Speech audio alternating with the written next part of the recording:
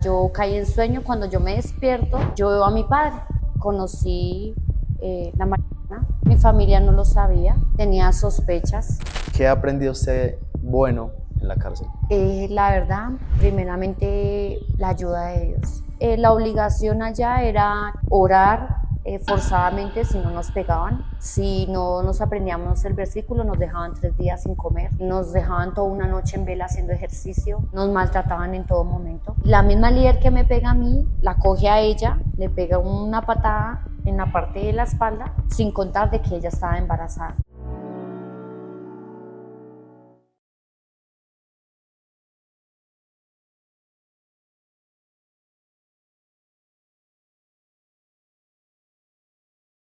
Bienvenidos a su podcast Palabras que Liberan, el podcast donde las personas privadas de la libertad tendrán la oportunidad de contar sus historias vividas y dejar un mensaje a la sociedad. Mi nombre es Sebastián y el día de hoy nos acompaña Ángelo Moreno. Ángelo, bienvenido. Cuéntenos por qué delito está. Eh, la verdad me encuentro por homicidio agravado en Sí. concurso con tortura heterogénea. Listo. ¿Y de cuánto tiempo su condena? Me condenaron a 137 meses por el homicidio, porque era Listo. una mujer. Está bien, 137 meses. Antes de darle paso a Ángelo, quiero invitarlos a que se queden hasta el final de la entrevista para que escuchen los consejos que él nos quiere dar. Y también los quiero invitar a que se suscriban a nuestros canales, activen la campanita de notificaciones y dejen sus comentarios positivos. Ángelo, le dejo todo este escenario para que nos cuente un poquito entonces de cómo fue su vida antes de terminar privado de la libertad. La verdad, siempre tuve un núcleo familiar. Tuve a mi padre y a mi madre. Mi hermana, ella es un año menor que yo. Ella se dedicó a estudiar, a mí el estudio no me gustó. Eh, a la edad de 13 años conocí la marihuana, me gustó, me llamó la atención, empecé a consumir. Mi familia no lo sabía, tenía sospechas. Eh, a los 16 años, en este transcurso, pues empecé a conocer gente, personas, me rodeé de diferentes Amistades. amistades que me llevaron a conocer el mundo. Empecé a consumir el a los 16 años y medio, ya cumpliendo los 17 años. Eh, de ahí empiezo, la verdad, a vivir algo que, la verdad, corregí en mi, quisiera devolver el tiempo y corregirlo, Sí. porque mi madre no sabía, ella pensaba que de pronto yo me iba con amistades, a bailar, a tomar. Lo que ella no sabía era que yo me iba a consumir bazuco dentro de hoteles. Sí. Cuando ya un día yo llego a mi casa y mi mami, curiosamente, ingresa a mi cuarto y me encuentra una pipa. Ella se va a un centro de rehabilitación que en ese tiempo, en ese momento se llamaba Arca de Restauración. Ella lleva la pipa, se la muestra al pastor, Sí. que se llama Leonardo. Él le dice que yo empecé a consumir. La verdad, yo caí en sueño. Cuando yo me despierto, yo veo a mi padre. Mi padre me dice que me levante, que necesita llevarme a una iglesia cristiana para que un pastor hablara conmigo, porque mi familia pues siempre asistió La a la iglesia. iglesia cristiana. Mi padre, él me dice, vamos, entonces yo me arreglo, él me monta en el carro, me sube en el carro, al lado mío se sube mi mami, al frente va una señora, la verdad, desconozco el nombre de ella, la verdad, hasta el momento. Me llevan hasta Mosquera, Cundinamarca. Eh, yo veo, él estaciona el carro, cuando yo veo una puerta en madera, abren la puerta y lo que yo primero veo es que dice Fundación Arca de Restauración, Centro de Rehabilitación. Entonces yo dije, bueno, ¿qué pasó aquí? Si yo iba para donde un pastor, yo no venía por una fundación. Sí. Entonces es cuando empieza, la verdad, una pesadilla para mí. Por eso quiero contar mi historia porque creo que para muchas personas no es obligación que a uno lo lleven y lo encierren en un lugar para cambiar, es voluntad. Sí, Cuando yo ingreso, el pastor, no sé, la verdad hasta el momento es una persona mentirosa. Él, bueno, enredó a mi familia, hizo que firmara un contrato. De ahí me trasladan a una casa donde hay un segundo piso, ingreso y hay solo 5 mujeres. 2 de ellas yo las distinguía de la calle, sí. que eran compañeras de vicio. Entonces me ponen a cocinar de llegada. Entonces, cuando yo ingreso, yo veo que la comida que nos daban era carne picha, descompuesta. La verdad, le era muy poca la comida, las camas eran desbaratadas. Yo vi cómo agredían mucho a mis compañeras, les pegaban con lo que les pegan a las vacas, con los Con los surriagos. surreales. Eh, y empezó así, a tornarse, duré 6 meses, se cumplió los 6 meses del contrato, me sacan, la verdad yo volví a recaer, volví consumido alcohol, mi familia volvió y me obligaron, llegó un grupo de hombres en un carro, llegaron a la casa y me subieron al carro a la fuerza y me subieron, me llevaron para otra vez la fundación, El mismo la sitio donde misma estaba. centro de rehabilitación que se llamaba Arca Restauración. Eso cómo era, o sea, usted dice un segundo piso y habían 5 mujeres nomás, pero tenían custodia de alguien, No, las obligan a hacer algo. nos O sea, obligaba, solo, o están ustedes solas, ¿cómo solas, era? la obligación allá era que nos teníamos que aprender un versículo en la mañana, orar forzadamente si no nos pegaban. Si no nos aprendíamos el versículo, nos dejaban 3 días sin comer. Nos dejaban toda una noche en vela haciendo ejercicio. Nos maltrataban en todo momento. Entonces, reitero, salgo a la calle, caigo otra vez, mi familia con los 4 hombres me llevan otra vez, me obligan, me internan. Yo ese día le lloraba a mi padre y yo le decía, padre, por favor, aquí no me vuelvas a dejar, llévame para otro lugar, menos acá. Porque la verdad aquí me pega. Él no me creía, porque el pastor le decía que era ansiedad mía Sí. hacia el consumo. La verdad, lleva no mucho tiempo de haber consumido el bazuco, no estaba acogida de ese vicio. Cuando empecé a vivir, como era reingreso, me pusieron unas chanclas, una pantaloneta y una camisa. No podía hablar con nadie. Cuando yo ingreso, uno de los líderes, una de las líderes que era interna, igual que, no, que yo estaba en rehabilitación, ella me empieza a golpear, me revienta boca y nariz por volver a ingresar. Cuando yo me paro, alzo mi cabeza, veo al pastor Leonardo y él empieza a pegarme como a un hombre. Él Sí. empieza a pegarme brutalmente ¿Y eso fue a razón de que? por haber recaído. O sea, por haber vuelto a la calle, haber consumido y haber vuelto a ingresar al lugar. Sí. Me dejaron 6 meses sin visita.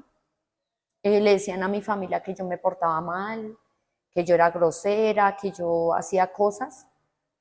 Nunca fue así, siempre fue porque de pronto yo fui orgulloso. Lo digo ahora porque en ese momento pues yo era totalmente una mujer, tenía mi cabello largo. Hasta el momento de la...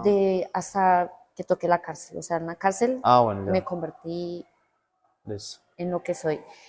Entonces, él le decía a mi familia que eso era ansiedad mía, el consumir, que eso me hacía mentir, que yo les... Entonces me dejaron sin visita mucho tiempo, mi familia, la verdad, nunca, en ese momento nunca tuvieron aparición ni nada.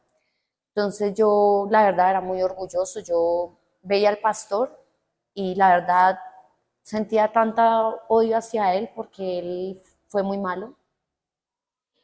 En una de esas cosas veo cuando ingresa una muchacha la llevan de otra fundación, a esa fundación la ingresan, y la misma líder que me pega a mí, la coge a ella, le pega una patada en la parte de la espalda, sin contar de que ella estaba embarazada. Eso apareció en periódicos, Sí. pero él enredó las cosas y eso quedó ahí.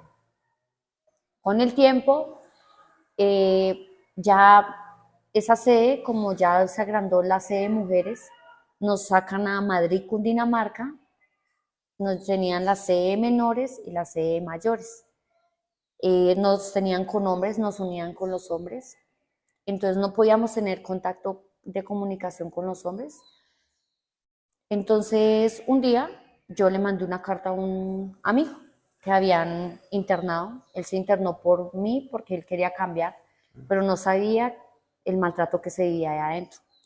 Cuando él ingresa, yo le mando la carta. Ese día en la noche, como a las 8 de la noche, nos invitan a hacer una película cuando entra el pastor y dice que va a arreglar unas situaciones y unos problemas.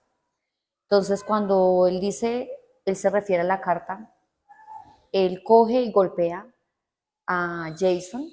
Él ya no vive porque él se mató.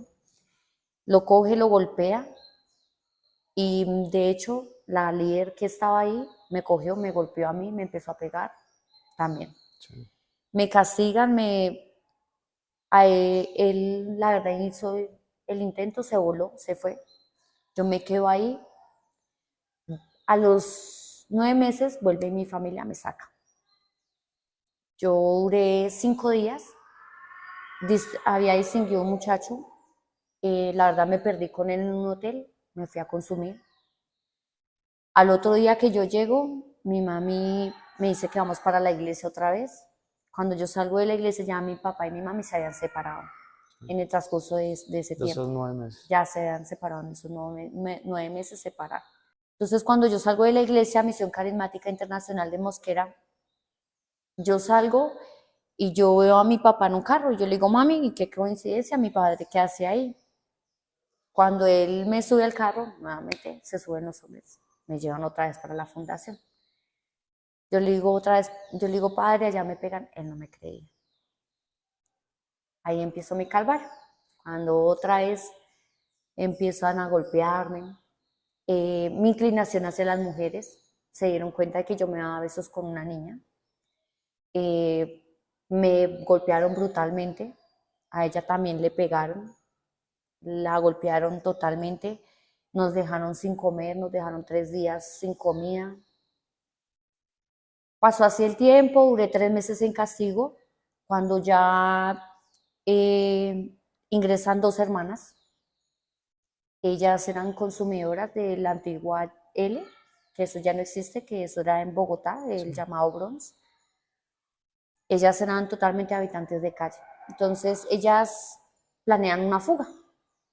Pero como yo nunca fui parte de ser líder, ni partidaria de lo que ellos hacían, porque ellos golpeaban a las personas.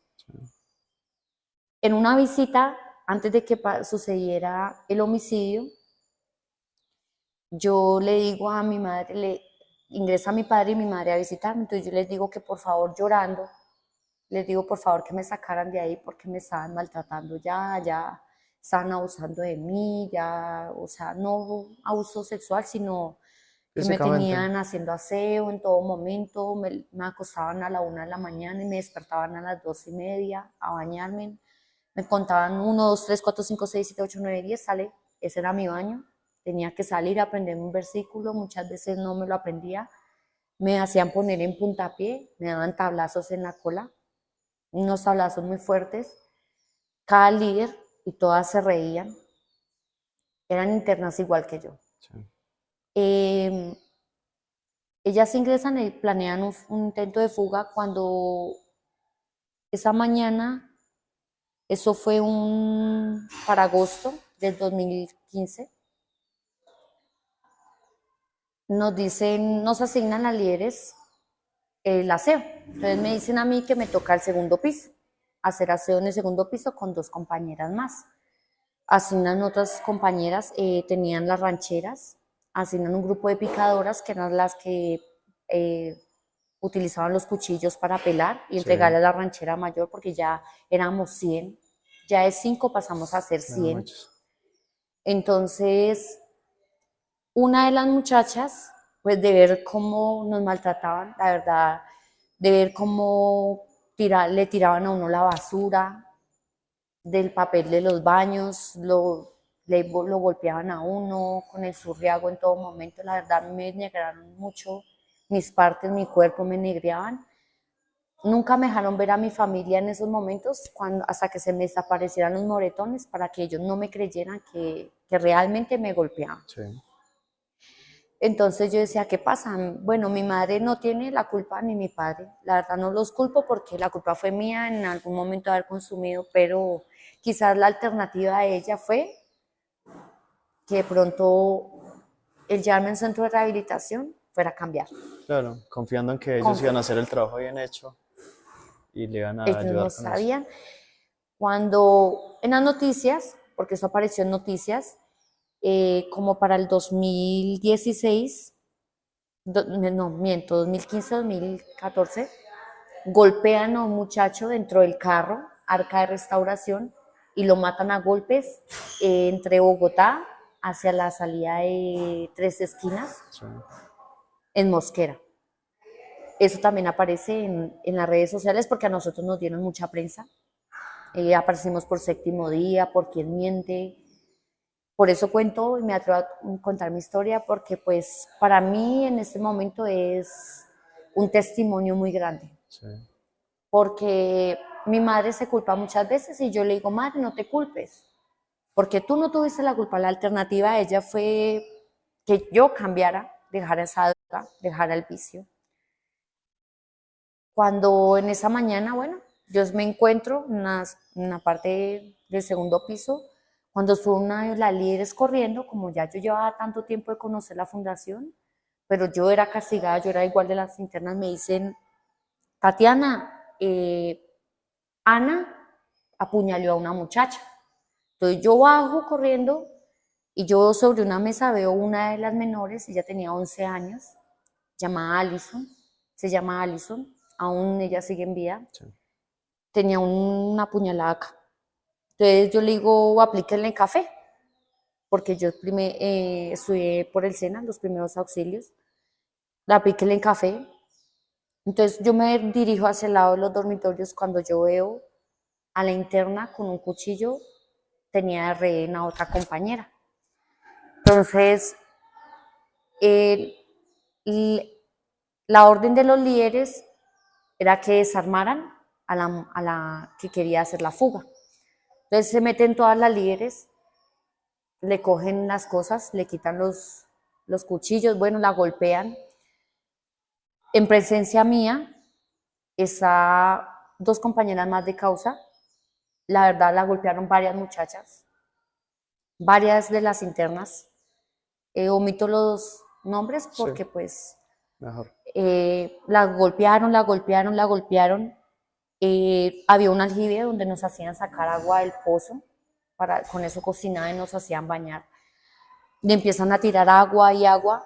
Eh, la líder, la que mandaba, Francisca, que ella tenía título y todo con psicólogos y todo, que por psicología, que ya ella estaba preparada para ser líder de la fundación, ella empieza a golpearla. Ella es una señora morena, alta, grandísima.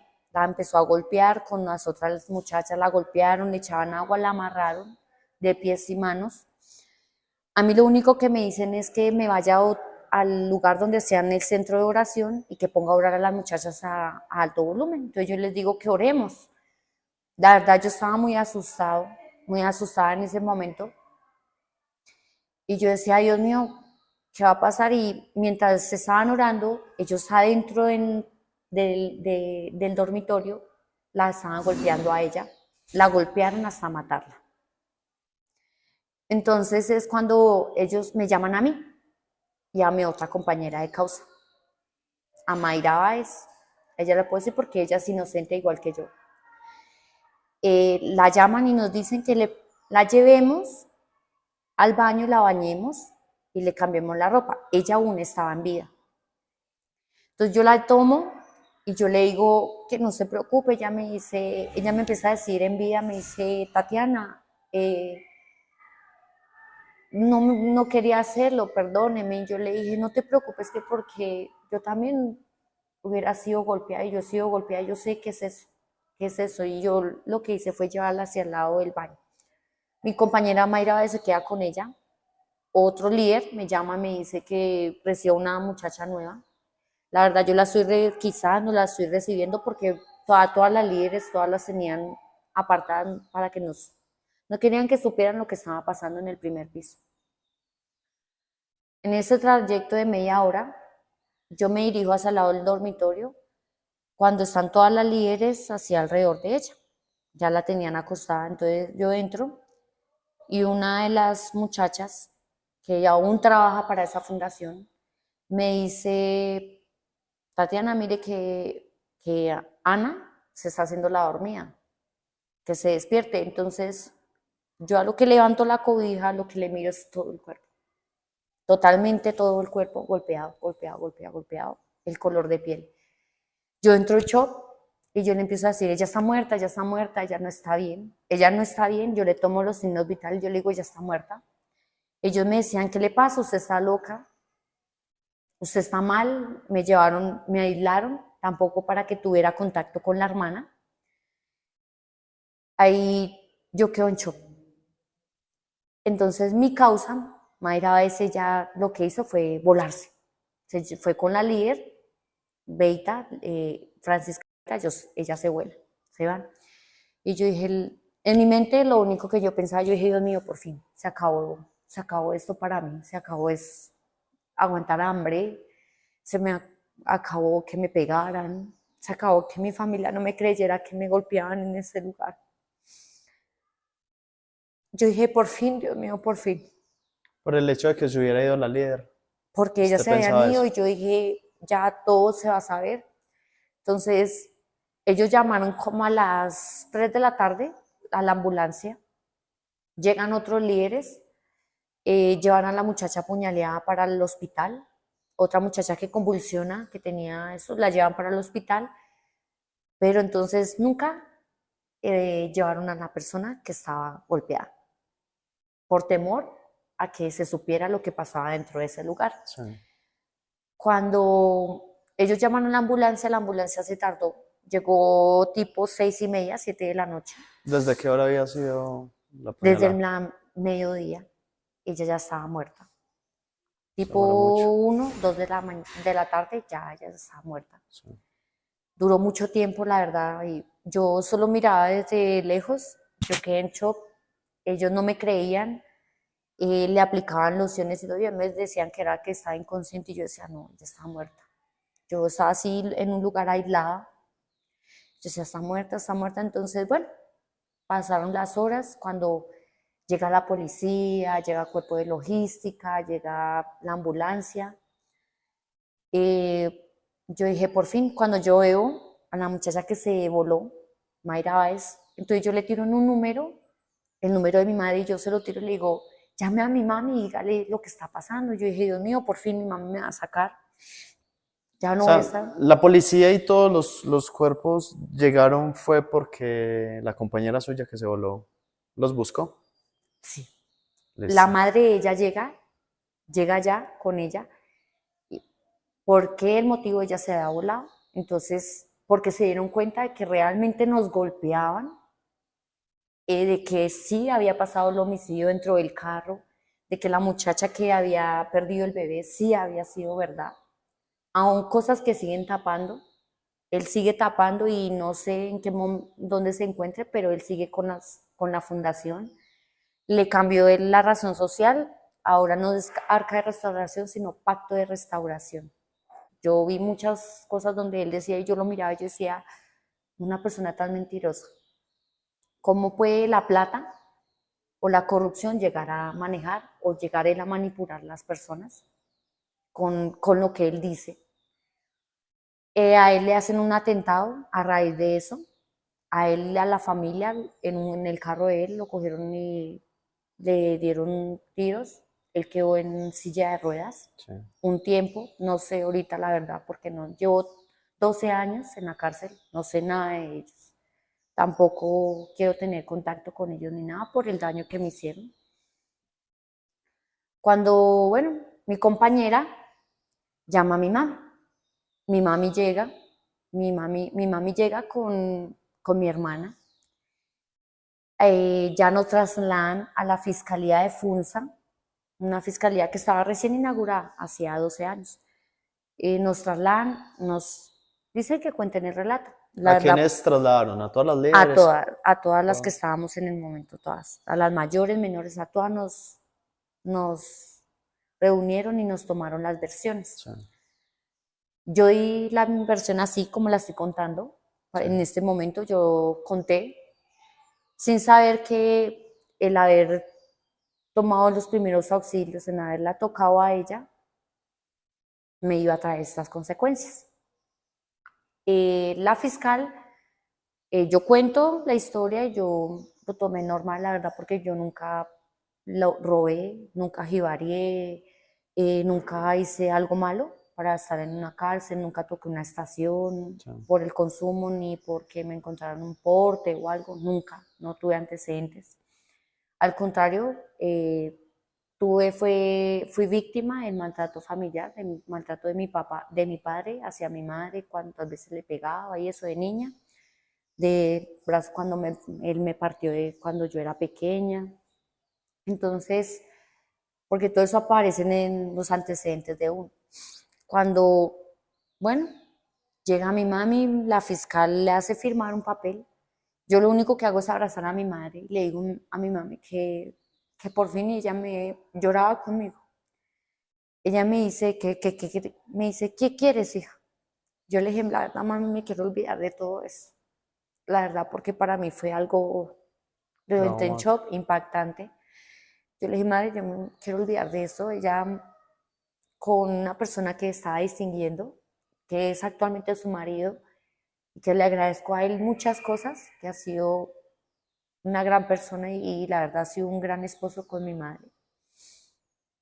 Él me lleva hasta Villeta, Cundinamarca.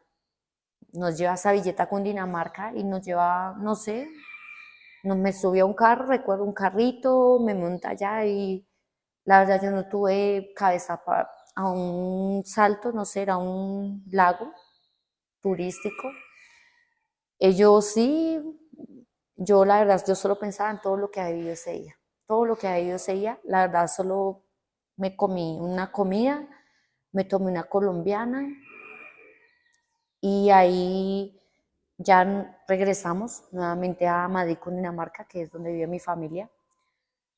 Eh, yo no tenía teléfono ni nada y ese día yo entro a mi casa, yo veo como a mi mami le cambió pues la vida. Varios meses sin estar al lado de ella, vi que tenía su casa renovada y todo, yo me acuesto en la cama de ella. Me acuesto a dormir cuando yo le digo, madre, ¿me prestas el teléfono? Entonces yo abro mi Facebook. Entonces en el Facebook, cuando yo miro, una de las líderes, de las psicólogas que aún trabajan para esa fundación, me dicen que tengo una entrevista para séptimo día. Entonces yo le digo, madre, me van a entrevistar para séptimo día, vamos. Yo me arreglo, ella se arregla. Yo llego a la fundación de Madrid, Cundinamarca, que es la sucursal de hombres actualmente. Yo llego allá, cuando dicen que me espere, cuando llegó un carro blanco y un taxi. Entonces a los dos, tres líderes los suben al carro blanco, a mí me suben al taxi con mi madre. Yo no sabía que eran de la SIGIN, porque estaban totalmente pues en civil. Decir, Cuando llegó a Mosquera, Cundinamarca, no se tarda sino como 20 minutos, media hora de Madrid a Mosquera. Cuando yo veo que el carro queda frente de la puerta de la estación de policía, cuando le dicen a mi madre que se baje. La verdad ahí fue cuando ellos ponen seguro, abren la puerta y me dicen, usted queda a partir de este momento capturado por el delito de homicidio agravado, concurso con tortura agravado, heterogéneo, bueno. Yo lo único que decía, yo no fui, yo no fui, yo no fui. Ellos me decían, guarde silencio porque todo lo que usted diga puede ser utilizado en su contra. Yo me bajo, veo a los otros líderes y yo les digo que hablen la verdad. Eh, no valió de nada. Me llevaron para la estación de Funza, esposada, de ahí me remitieron para Funza. Cuando yo salgo, yo veo que mi madre está en un mar de lágrimas con un teléfono en la mano. Mi papá no se había enterado, él no sabía nada. Por él, pues él andaba alejado de mi familia, no quería saber nada de mi madre. Entonces, cuando me llevan allá, empiezan a llegar mis otras causas, 5 causas, que es Mayra Báez, que es la persona que yo digo que es inocente porque vivió conmigo lo mismo. Y lo hicimos fue pues más por el bienestar de nosotras que por quizás ayudarlos a ellos, no porque pues nosotros recibimos maltrato de ellas. Cuando empiezan a llegar ellas, ya nos toman, nos reseñan, al otro día nos hacen las audiencias. Así es, duré un mes en la estación, al mes me remiten para la cárcel de Buen Pastor de Bogotá, ahí es cuando ingreso ya a la cárcel. Aclaremos de pronto un poquito de por qué la involucraron a usted, por qué dijeron que usted era culpable en ese delito. Porque una de las personas que atestiguaron dijeron que yo la había golpeado. Solo una persona. Solo una persona. Y como en el cuerpo de ella, yo levantarle la cobija y tomarle y prestarle los primeros auxilios de tocarle acá, acá y acá. Mis huellas quedaron ahí, por eso como ellas le hicieron pues La necropsia. la necropsia, mis huellas quedaron ahí, por eso me involucraron. ¿Qué aprendió usted bueno en la cárcel? La verdad, primeramente, la ayuda de Dios. ¿Qué aprendí en la cárcel? Eh, que realmente si uno acá no cambia, no cambia en ningún lugar. Entonces, la cárcel no es propensa a cualquiera de caer. Entonces, ¿qué he aprendido? Que después de Dios, madre, Dios y madre. Es lo único que he aprendido, el amor propio, el amor que uno mismo se puede brindar, porque yo no puedo decirle amar a alguien si no Sí, me no se amo a mí ama a sí mismo. mismo. Quiero que nos diga cuál sería su consejo para las personas que nos están viendo de por qué no está bien terminar privados de la libertad. El por qué no está bien estar uno privado de la libertad. Primero, se pierde uno las mejores etapas de la vida de las personas. Se pierde uno mismo las oportunidades que se pueda dar para estudiar, viajar. No sé, las personas que consumen, la oportunidad se la da uno mismo. No es porque lo obligue, no porque te lleven a una fundación, no. O porque te encierren en una cárcel. No, creo que lo más importante uno de la vida, antes de Dios, primeramente de Dios, es la familia. Y uno pierde acá muchas cosas, pierde el amor de la familia, pierde uno familiares. Entonces creo que el perder tantos momentos, el perder vidas, perder la oportunidad de darse uno una oportunidad a uno mismo, lo frustra a uno en la vida. Y uno a veces piensa en el consumo en la droga. Cuando yo consumía y estaba en la calle, yo lloraba y decía, nadie me quiere, todos me odian, sabiendo que mi familia me lo daba todo. Y veía alcaldes, veía gente que también consumía y nadie está marginado a caer en la droga o a caer en la cárcel. Pero mi consejo es, la voluntad está en uno, el amor está en uno y nadie obliga a cambiar a nadie. Todo es voluntad, porque todo está en la mente y también en cómo lo crean a uno.